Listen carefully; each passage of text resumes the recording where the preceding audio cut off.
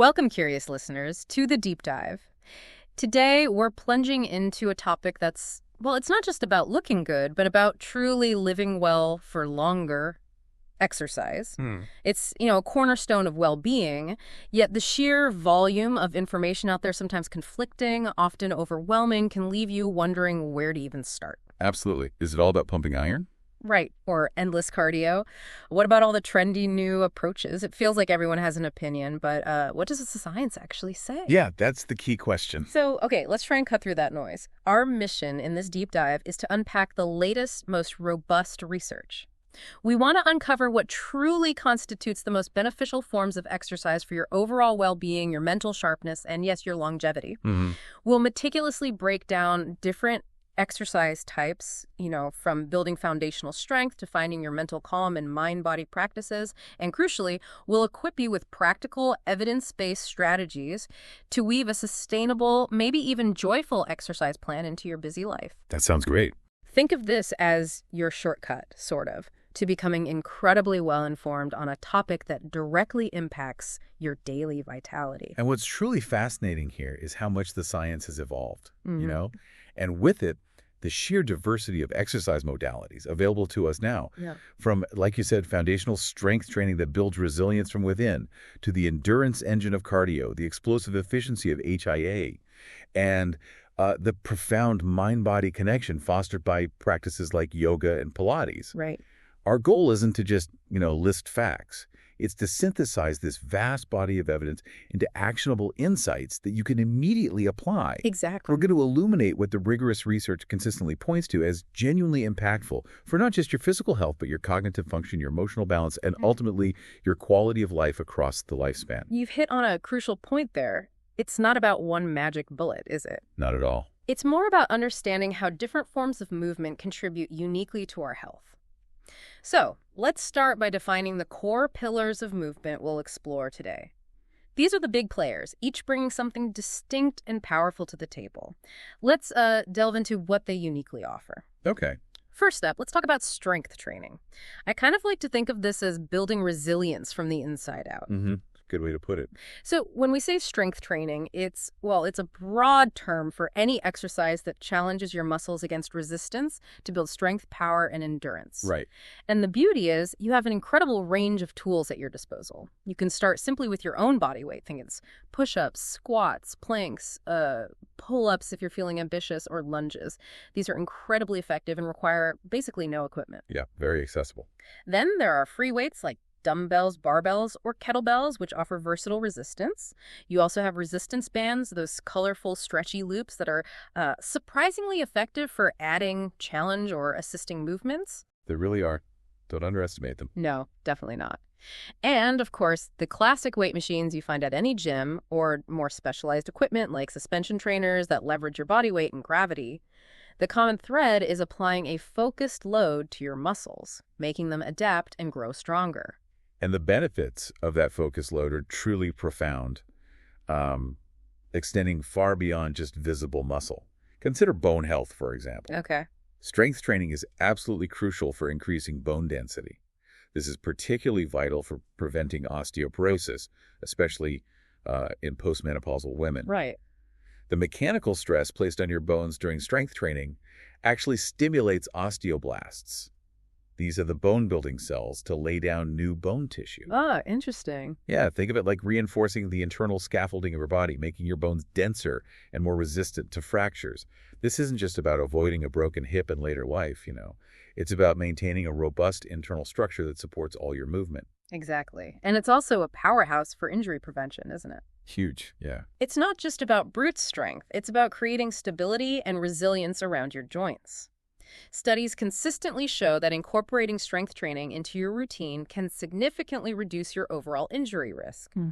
It works by improving your range of motion and mobility, but also by strengthening the muscles, tendons, and ligaments that support major joints like your knees, hips, and ankles. Right, the whole support system. Yeah, in fact, one notable systematic review and meta-analysis found that strength training reduced acute sports injuries by a remarkable 1/3. And overuse injuries by almost 50%. Imagine your muscles acting as natural shock absorbers, cushioning your joints from everyday wear and tear and sudden impacts. That's a great analogy. And it can be incredibly targeted, too. For instance, specific core exercises can dramatically alleviate chronic back pain, or targeted work on ankle strength can prevent common sprains. Surprisingly, strengthening specific neck and upper back muscles can even help reduce the frequency and intensity of certain types of headaches by improving posture and reducing muscle tension. That's fascinating. And beyond injury prevention, strength training is arguably one of the most effective anti-aging tools we have at our disposal. It really enables us to age gracefully. How so? Well, as we get older, we naturally lose muscle mass. There's a term for it, sarcopenia. Right. And this isn't just about looking less toned.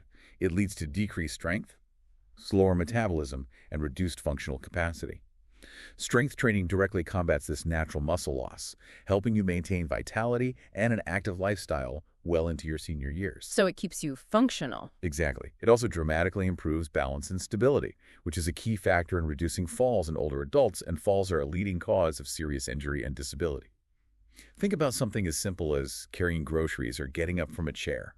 Strength training directly preserves your ability to perform these essential daily tasks with ease and confidence. And the advantages don't stop at physical resilience and function, do they?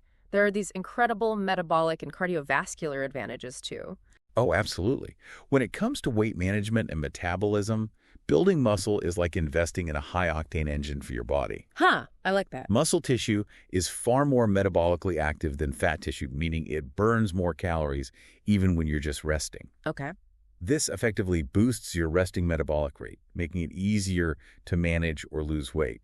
It's not just about the calories you burn during your workout, but the increased calorie burn you get 24/7. That's a huge bonus. It really is. And that metabolic boost has profound implications, particularly for conditions like type 2 diabetes.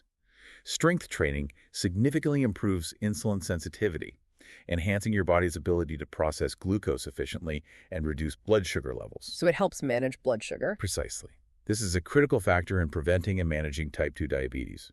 For your heart, the American Heart Association confirms that regular strength training can help decrease blood pressure, a major risk factor for cardiovascular disease. It also helps reduce dangerous visceral fat, that's the deep fat surrounding your organs, and can lower your LDL, or bad cholesterol, while potentially raising your HDL, or good cholesterol. Ultimately, across a wide body of research, strength training is consistently linked to a lower risk of death from all causes and several major health conditions, including various forms of cancer and heart disease.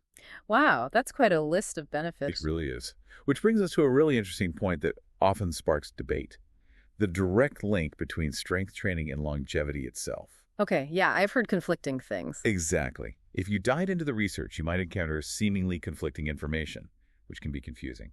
For example, there was the NAD-ANACE 1999-2006 study, a large population-based survey. In its adjusted models, it did not find a significant association between meeting resistance training guidelines, which they defined as 2 or more days per week, or specific volume, and all-cause mortality. Huh, so that study didn't support it. Not in their adjusted findings, no. The authors of that particular study explicitly stated that these results do not support the resistance training canon and called for further investigation. Now, it's worth noting, this particular study, while large, collected self-reported data and had a specific methodology that might have limited its ability to detect certain associations. Right, that's a truly critical point, and it highlights the importance of looking at the full spectrum of evidence, doesn't it? Absolutely. It's easy to get caught up in a single study's findings.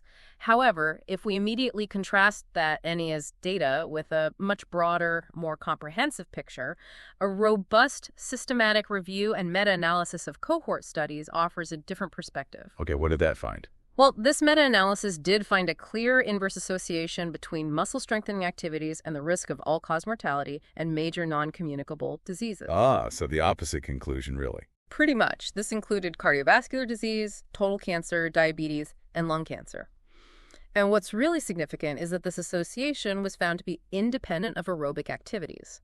So the picture is complex, yes, but the overwhelming weight of evidence points towards a profound positive impact of strength training on longevity. And what's truly fascinating here is how that comprehensive meta-analysis went beyond just showing an association. It explored the dose-response relationship. Meaning how much you need to do. Exactly. How much strength training gives you how much benefit. It found J-shaped associations for all-cause mortality, cardiovascular disease, and total cancer. A J shape, what does that mean practically? Right, so visualize a J curve. A little bit of strength training provides significant benefits, and these benefits continue to increase up to a certain point. That's the bottom of the J where risk is lowest. Okay. After that point, doing more might not provide additional benefits, or in some rare cases could even slightly increase risk. That's the upward curve of the J, though this is less common and often related to extreme training volumes. Got it. So there's a sweet spot. Precisely. Specifically, the maximum risk reduction, which was approximately 10–20%, was observed at about 30–60 minutes per week of strength training. Only 30 to 60 minutes a week. That's what this large analysis found for the maximum relative risk reduction for those outcomes. For diabetes, it was an L-shaped association. A large reduction in risk happened quickly and then plateaued, meaning even modest amounts of strength training before hitting 60 minutes per week provided substantial benefits. Wow. So this data strongly suggests that you don't need to be a bodybuilder to reap significant health and longevity rewards. Even just a modest, consistent amount makes a huge difference. That's incredibly empowering. It is, and the overarching message from the research is that combining muscle strengthening activities with aerobic activities is associated with even lower mortality. It really highlights that a holistic, multimodal approach is key. Okay, that makes perfect sense. So let's turn our attention now to that other foundational pillar of exercise, cardio or aerobic exercise. That's the endurance piece. This is often what comes to mind when people think about fitness activities that get your heart pumping and oxygen flowing, directly improving your cardiovascular fitness. We're talking about everything from a brisk walk, swimming laps, riding a bike, dancing for fitness, hiking, or going for a jog. These are your body's endurance engines for longevity, you could say. Indeed. And the benefits of aerobic exercise are vital, reaching deep into your physiology. For your lungs, consistent cardio positively affects their efficiency. It actually decreases your breathing frequency as your exercise ability improves. Oh, interesting. Yeah, and this is a profound benefit, leading to reductions in fatigue and shortness of breath, particularly for individuals with chronic lung problems like asthma or COPD. Your heart, the center of your circulatory system, directly improves its efficiency. Regular cardio lowers your resting heart rate and blood pressure, meaning your heart doesn't have to work as hard to circulate blood day to day. More efficient. Exactly. From a blood profile perspective, it significantly improves your lipid profile by increasing your HDL, the good cholesterol, and helps control triglycerides, which are fats in your blood. It also plays a crucial role in reducing systemic inflammation throughout the body. And crucially, it significantly lessens the risk of developing type 2 diabetes by improving your body's ability to utilize glucose effectively, essentially making your cells more receptive to insulin. Okay, let's unpack this for longevity specifically, because if there's one area where the research is almost universally aligned, it seems to be here, right? Absolutely, yes. Research consistently shows that cardiovascular fitness is, well, without a doubt, the most potent and well-documented predictor of reduced all-cause mortality. It is intimately and unequivocally associated with living a longer, healthier life. It really is the cornerstone for longevity metrics. So what are the recommendations? The current guidelines are quite clear. Aim for at least 150 minutes of moderate intensity activity or 75 minutes of vigorous intensity activity per week, or, an equivalent combination. And just to clarify, moderate intensity means? Right. Moderate intensity means you can still talk, but maybe not sing a song, while vigorous means you can only manage to say a few words between breaths. Good distinction. But here's the truly encouraging part, especially for beginners.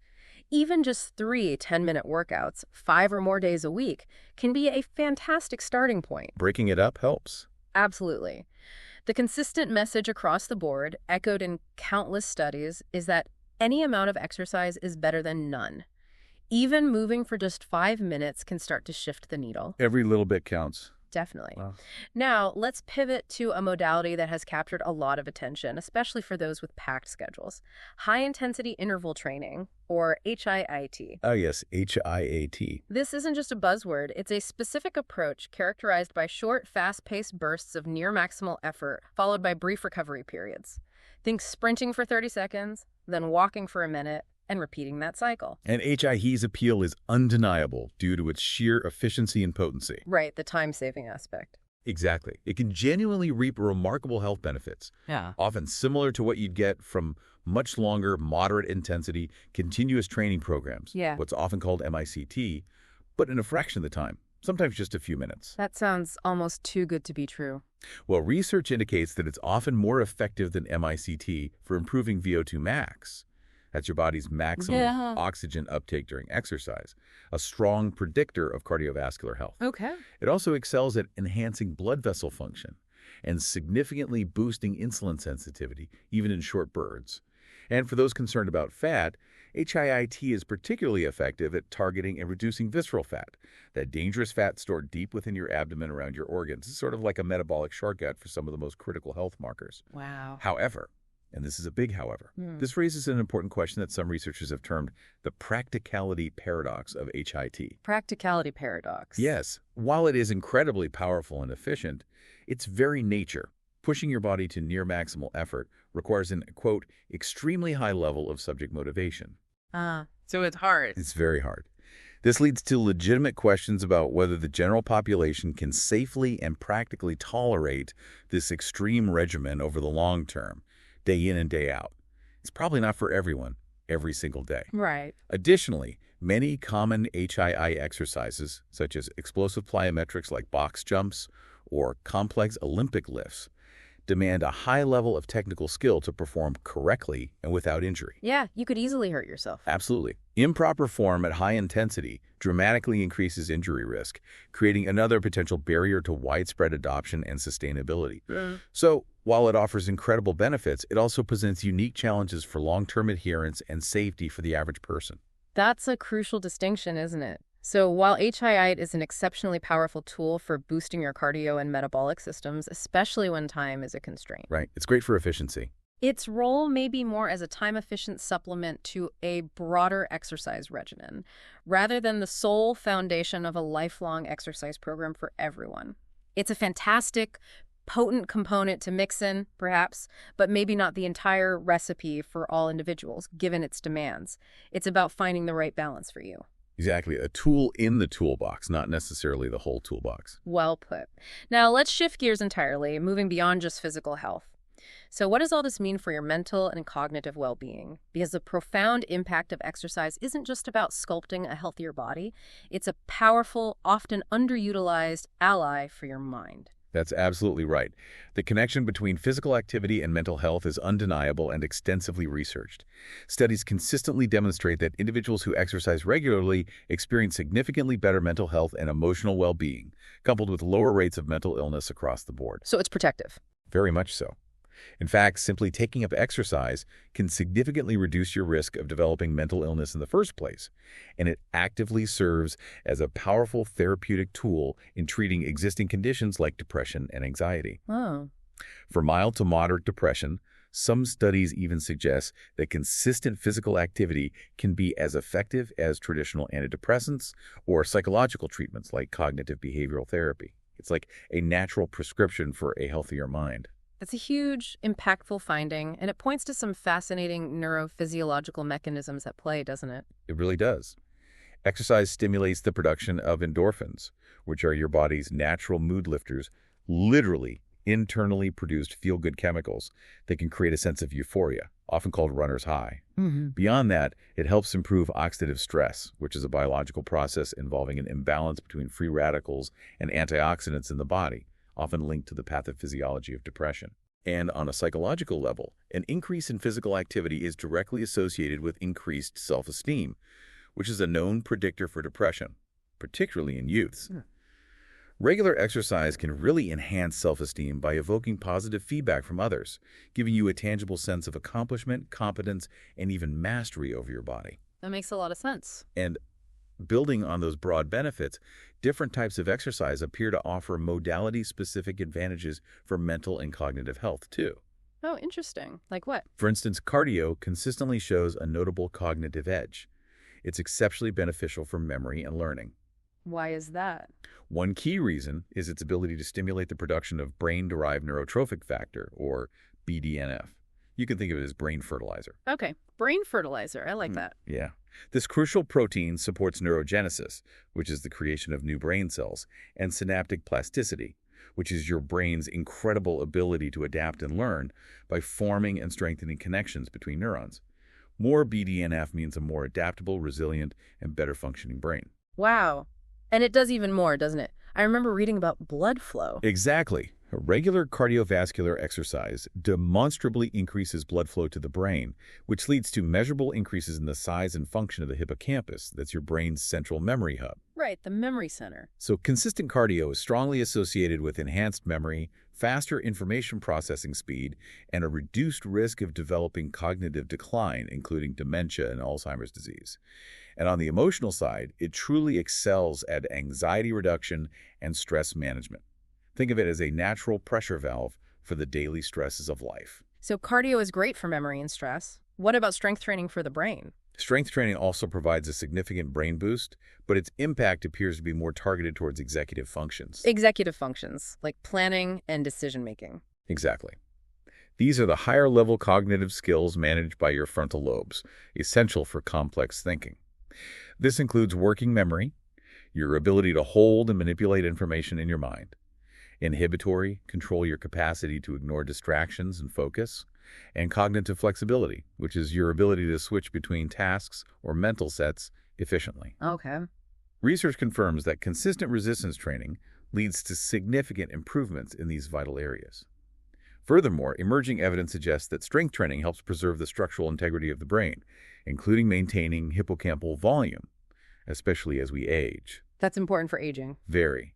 And perhaps intuitively, it also shows superior effects on self-esteem and confidence compared to other forms of exercise, as you directly witness your body becoming stronger and more capable. That makes sense, seeing the progress. Definitely.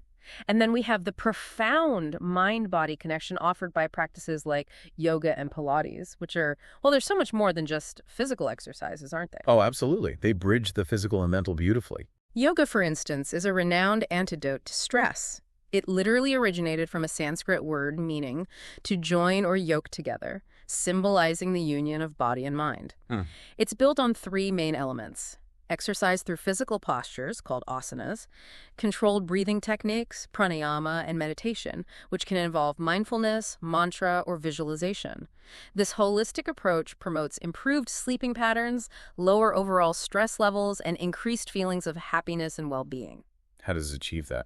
Well, largely because the concentrated focus on postures and breath acts as a kind of moving meditation, calming the nervous system. Beyond that, yoga positively impacts crucial biomarkers associated with cognitive health and cellular aging. It increases BDNF, like we discussed. Right, the brain fertilizer. And reduces markers of oxidative stress, like cortisol, your primary stress hormone, and IL-6, interleukin-6, a key pro-inflammatory cytokine linked to aging and disease. At the same time, it increases beta-endorphin, a mood-boosting neurochemical, and sirtuin-1, a protein often called a longevity gene involved in cellular repair. All of these collectively contribute to improved cellular health and a more balanced stress response. Wow, so it's working on a deep cellular level too. And Pilates, what are its specific mental benefits? Similarly, Pilates also demonstrates remarkable positive effects on psychological symptoms such as anxiety, depression, and somatization. That's the experience of physical symptoms caused or worsened by psychological distress. It's a powerful tool for developing body awareness and control. Pilates also improves stress risk behaviors, particularly enhancing your ability to truly benefit from spare time by effectively taking your mind away from daily commitments and worries. This makes it an appropriate and accessible option for individuals who can perform light to moderate exercise, offering a pathway to mental calm and focus through precise movement. So when you look at the big picture for mental health, it becomes clear that a comprehensive approach, what we might call combined training, seems to provide the most robust protection against depression. Right. Mixing it up seems key again. Exactly. Studies in youths, for example, show that resistance exercise, aerobic exercise, mixed exercise combining both, and mind-body exercise including yoga and Pilates all have significant therapeutic and preventive effects on depression when compared to usual care. Interestingly, in these youth studies, resistance exercise consistently showed the best comprehensive effect, highlighting its unique role in mental resilience. Interesting. So is there an optimal prescription for mental health? To truly maximize the mental health benefits, especially for conditions like depression, subgroup analyses from various studies offer some practical guidelines. They suggest a frequency of 3 to 4 times per week, with each session lasting between 30 to 60 minutes and a commitment of more than 6 weeks. This isn't just about a temporary mood boost. It's about building long-term mental resilience and creating sustained positive changes in your brain chemistry and psychological well-being. This consistency is where the profound benefits truly manifest. Consistency is key. Got it. So, if we connect all these insights to the bigger picture, it becomes clear that longevity isn't just about how long you live, but how well you live each of those years. Health span, not just lifespan. Exactly. This means deeply focusing on the integrity of your musculoskeletal system, ensuring you maintain your physical capacity, independence, and freedom of movement as you age. It's about building a robust health span alongside your lifespan. That's a critical distinction, and this is precisely where the necessity of flexibility and balance comes into play, elements often overlooked in the pursuit of just strength or cardio. Very true. They're fundamental. These elements are absolutely essential for maintaining a full, pain-free range of motion in your joints, preventing that stiffness that can creep in with age or inactivity, and alleviating existing joint pain. Think about being able to comfortably reach overhead, tie your shoes, or turn to look behind you without discomfort. Yeah, basic daily movements. Exactly. Flexibility and balance aren't just about grace.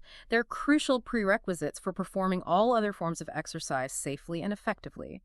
For older adults specifically, balance exercises are profoundly important.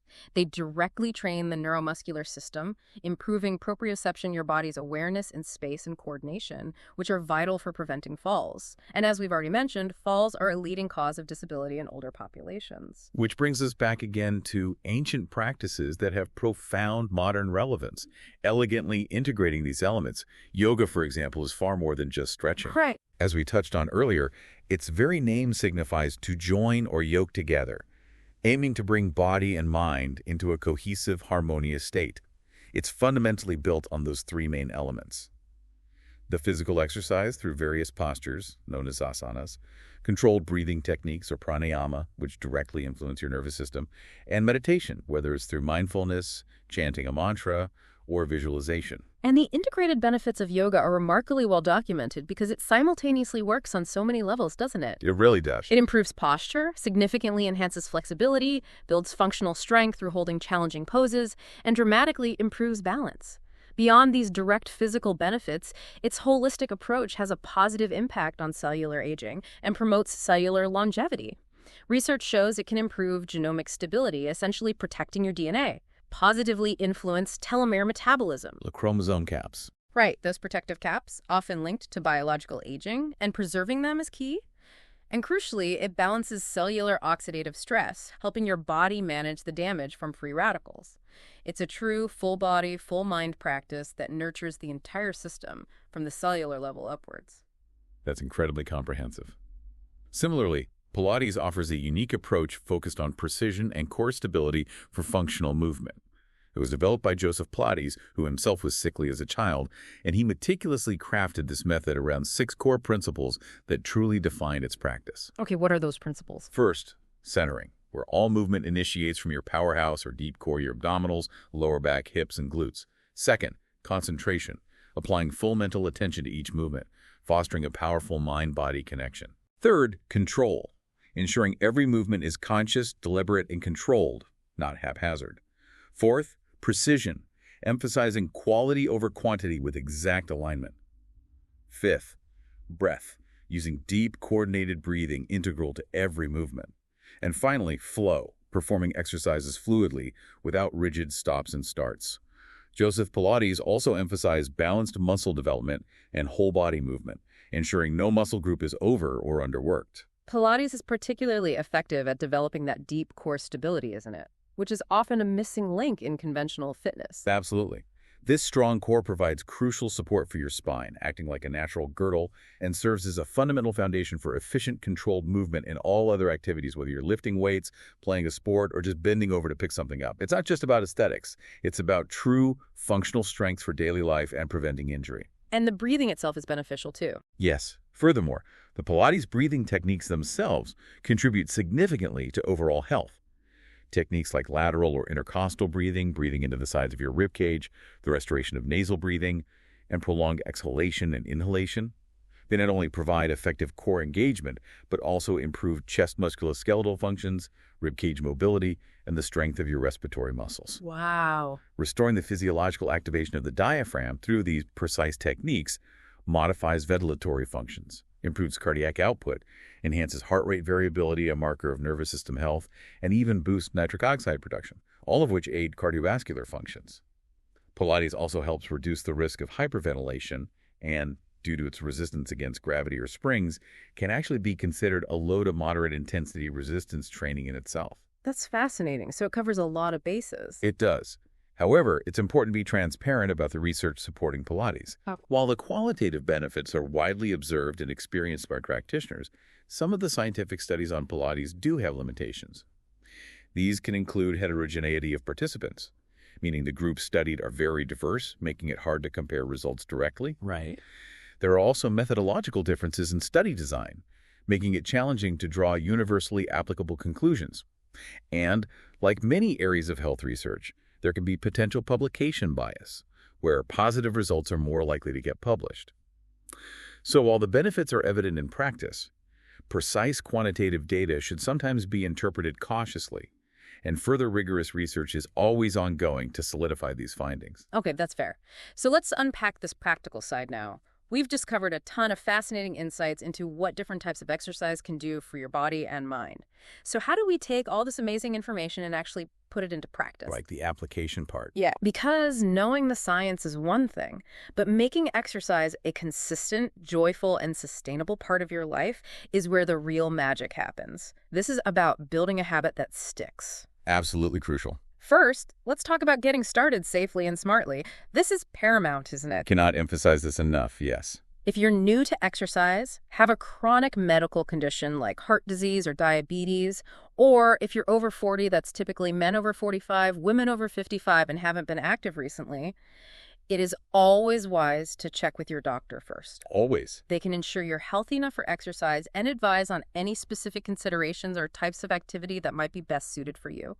A quick checkup can prevent complications down the road. And crucial components of any workout, regardless of intensity, are the warm-up and cool-down. Yes, tell us about those. Always begin your exercise session with 5-10 minutes of light, dynamic movements like brisk walking, light jogging, or arm circles.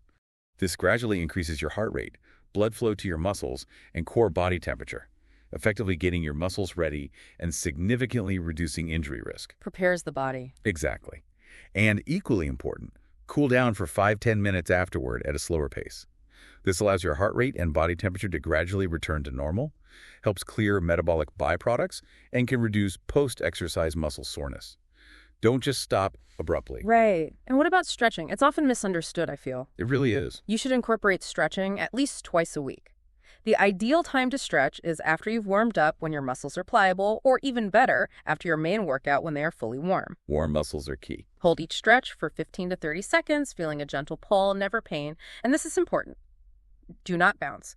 Ballistic stretching or bouncing can actually activate the stretch reflex and potentially cause injury. Also, never stretch cold muscles, as they are more prone to injury. And perhaps the most important piece of advice, listen to your body. Forget the old dangerous saying, no pain, no gain. That's just wrong. While some muscle soreness after a challenging workout is expected, pain, sharp or persistent pain is a signal to stop. Stop immediately. Yes. Pushing through pain is a primary cause of serious injury, and injuries are the quickest way to derail your progress and motivation. Also, being tired all the time, struggling with recovery, or seeing a plateau in your progress can be subtle signs that you might be overtraining. So pay attention to fatigue levels. Definitely. And a good general rule, avoid increasing the number of days you exercise, the length of time you exercise, and how hard you work out all at the same time. Push slowly and gradually, giving your body time to adapt. Don't rush it. And for beginners especially, start with low-intensity activities that are less likely to cause injury. Right? Absolutely. Think about foundational movements that are kind to your joints, like walking, swimming, riding a stationary bike, or even golf. These are fantastic entry points to build a base level of fitness and confidence before you consider moving on to higher impact activities like running, jumping, or contact sports, which naturally carry a high risk of injury due to the forces involved. Ease into it. Consistency trumps intensity when you're just starting out. Good advice. Now let's talk about maximizing your routine once you're safely started. Proper form is something you mentioned earlier. How crucial is that? Absolutely paramount, both for avoiding injuries and ensuring you're effectively targeting the muscles you intend to. Right. If you're unsure about the correct technique for any exercise, seriously consider investing in a few sessions with a certified personal trainer. They can teach you the basics, provide invaluable feedback, and ensure you're moving safely and effectively. Money well spent, potentially. Often, yes. And always remember to breathe properly throughout your exercises. It's not just for oxygen, but for core stability and energy flow. Don't hold your breath during exertion. And wearing appropriate gear is also essential and often overlooked, you said. Definitely. Always wear supportive, well-fitting athletic shoes that are specifically designed for your chosen activity. For instance, running shoes differ significantly from lifting shoes or cross-training shoes. They have different purposes. Exactly. And critically, remember to replace your athletic shoes every 300, 500 miles or every 6-12 months, even if they look fine on the outside. Worn-out shoes lose their cushioning and support, which can significantly contribute to injuries like shin splints, knee pain, and plantar fasciitis. It's a small investment with a big impact on your joint health. Good tip. For strength training specifically, you need to understand the principle of progressive overload, right? Can you explain that simply? Sure, it basically means continually challenging your muscles by gradually increasing the demands placed on them as you get stronger. Your body adapts, so you need to keep challenging it. For general muscular fitness and building endurance, choose a weight that allows you to perform, say, 8-15 repetitions for 1-3 sets while maintaining perfect form. If you can easily do 15 or more reps with good form, it's a clear signal. It's time to increase the weight or resistance. Gotta keep progressing. Yes, your muscles adapt quickly, so you need to keep giving them a new reason to grow stronger. And always give your muscles adequate time to recover by resting one full day between exercising each specific muscle group. Recovery is where the magic of growth truly happens. Don't train the same muscles hard every single day. Okay, rest days are important. And another fantastic tip for maximizing your routine and preventing injury is cross-training, you mentioned. Yes, cross-training is great. This means varying your workouts and activities throughout the week. Instead of just doing the same thing every day, maybe alternate between running, cycling, swimming, or incorporate aerobics or spinning classes. Why is that beneficial? Well, it prevents overuse injuries that result from repeating the same motion over and over, putting repetitive stress on the same joints or muscles. Cross-training works different muscle groups, balances your body, and strengthens stabilizers that might be neglected in a single activity. Plus, let's be honest, it helps prevent boredom, which is a huge factor in sticking with exercise long-term. Variety truly is the spice of a sustainable fitness life. That makes perfect sense. And that leads us perfectly into the most crucial aspect, making exercise a lasting habit, which is all about adherence, isn't it? The holy grail, really. First, and arguably most important, keep it fun. If you dread your workout, you're fighting an uphill battle. Absolutely. Find the joy. Work out with friends. Not only will you have company and share the experience, but you'll get social support and encouragement. It's also much harder to skip a workout when someone else is counting on you being there. The accountability factor. Right. And choose activities you genuinely like. If you despise jogging, forcing yourself to run every day is a recipe for failure. Maybe you love dancing, swimming, hiking, or team sports. Find what sparks joy for you. You can also shake things up by learning a new activity. The novelty itself is a powerful motivator. Good idea. Ever thought about taking up a martial art like Tai Chi or Judo? Or trying snowshoeing in winter? Or conquering a climbing wall at a local gym? A new challenge keeps things fresh, stimulates your mind, and motivates you to come back for more. And building on our earlier point about gradual progression, remember to be realistic with your expectations. Trying too much too soon, pushing too hard, can result in extreme muscle soreness, burnout, or injury, which is definitely not fun and completely unnecessary. Aim for small, regular improvements and celebrate those mini victories. Yeah, celebrating progress is key, and monitoring your progress is another incredibly powerful motivator that turns abstract effort into tangible achievement, right? Oh, definitely. Seeing is believing. Set realistic, measurable goals that truly mean something to you. Maybe it's running 3 miles without stopping, lifting a certain weight, or simply being able to play with your kids without getting winded. Start with a small, achievable, short-term goal like running a quarter mile and then walking a quarter mile, then gradually extending the running portion. Small steps. Keep an exercise journal, whether it's a simple notebook or a fitness app to track the weight you lifted, the distance you walked, the duration of your workouts, or even how you felt. Graphing your improvements, seeing that line go up or down in the right direction can be an incredibly strong visual motivator. It makes it real. And remember to reward yourself with small, non-food items for reaching milestones, perhaps a new book, a new piece of workout gear, or just a long, relaxing bath. Celebrate the achievement, then set your next intention. And finally, and perhaps most practically, make exercise fit into your life, not the other way around. Convenience is king. Choose activities or health clubs that are conveniently located close to home or work. Find a time of day when you're least likely to have conflicts or be interrupted.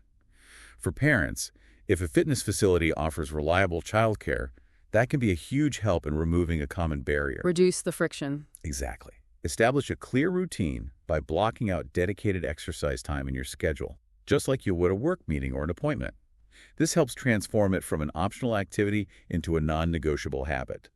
Prioritize it, schedule exercise before other meetings or activities, and make a real, conscious commitment to your program. You can also combine activity with family time, turning fitness into quality connection time. Go for walks, hikes, or bike rides together. Get creative with activities everyone can enjoy, like disc golf, a backyard game, or exploring a new park. Make it social. And for those really busy days, remember the incredibly empowering concept of exercise snacks. Exercise snacks. I love that term. Me too. Even short bursts of activity, like 5-10-minute sessions scattered throughout your day, or even just 1 minute of vigorous movement, can accumulate to significant health benefits. Research shows these snacks can boost cardio health, improve blood sugar control, and decrease the risks associated with prolonged sitting. So every little bit helps, even tiny bits. Absolutely. The key takeaway here, 5 minutes of movement is always better than nothing at all. Don't let perfection be the enemy of good. Find ways to move whenever you can. Great advice. So, wrapping this up, what does this all mean for you, the listener? This deep dive has shown us that exercise is not a single entity, but a multifaceted, incredibly potent tool for cultivating a longer, healthier, and profoundly happier life. We've seen that cardiorespiratory fitness is paramount for sheer longevity, acting as a powerful predictor of a longer life. Strength training provides robust protection, builds your functional health span, and literally strengthens you from the inside out, improving everything from bone density to metabolism. HIIT offers incredible efficiency for those short on time, maximizing cardiovascular and metabolic gains in minimal minutes. And then, the profound mind-body practices like yoga and Pilates cultivate not just flexibility, balance, and core strength, but also offer profound mental benefits, reducing stress and enhancing cognitive function. And what's truly fascinating here, and perhaps the most important takeaway, is that the most beneficial form of exercise isn't a single prescriptive answer you must rigidly follow. It's not about choosing one over the others or pursuing an extreme. Yeah, it's not one size fits all. Not at all. Instead, it's about embracing a complementary combination of these powerful modalities, thoughtfully tailored to your individual needs, your personal preferences, and most importantly, what you genuinely enjoy. The true transformative power lies not in sporadic heroics, but in consistency, in finding joy in movement, and in seamlessly integrating these diverse benefits into your daily life, creating a tapestry of well-being that supports you for years to come. Beautifully put. So here's where it gets really interesting.